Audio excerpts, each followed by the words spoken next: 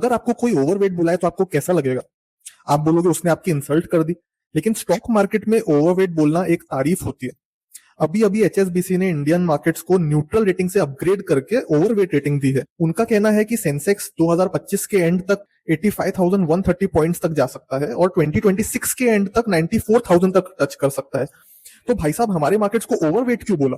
इसका आसान मतलब है कि आपके पोर्टफोलियो में इंडियन मार्केट्स का वेट बाकी कंट्री के मार्केट्स से ज्यादा होना चाहिए। ओवरवेट मतलब कि एक्स्ट्रा पोर्शन रखो क्योंकि ये मार्केट अच्छा परफॉर्म करने वाला है, ऐसा एचएसबीसी का मानना है।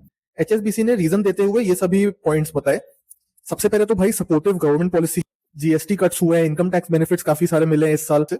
एचएसबीसी के अकॉर्डिंग हमारी गवर्नमेंट काफी ग्रोथ को प्रमोट करती है। और दूसरी बात, रेजिलियंट लोकल इन्वेस्टर्स हैं। जब एफआईआईज इंडिया से एग्जिट करते जा रहे हैं तब इंडिया के रिटेल और डीआईआई ने लगातार कंसिस्टेंटली बाय करके हमारे मार्केट्स को काफी संभाला। अब आप पूछोगे भाई यूएस ने तो टैरिफ लगा दिए, लेकिन फिर भी एचएसबीसी का मानना है कि यूएस के टैरिफ से इंडियन कंपनीज पर इतना ज्यादा फर्क नहीं पड़ेगा।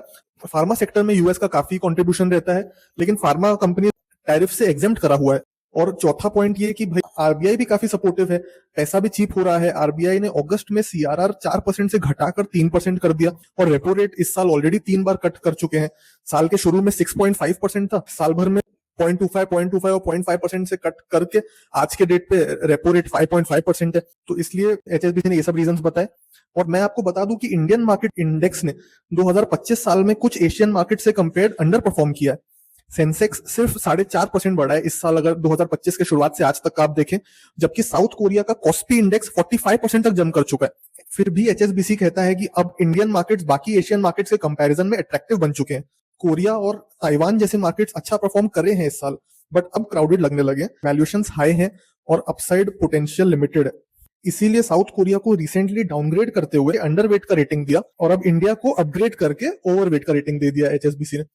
तो दोस्तों याद रखो, इंसान के लिए ओवरवेट एक इंसल्ट है, लेकिन मार्केट्स के लिए ओवरवेट एक बड़ा कॉम्प्लीमेंट है। इसी तरह के इंफॉर्मेटिव वीडियोस देखने के लिए हमारे पेज मार्केट स्कैन को फॉलो कर लीजिए।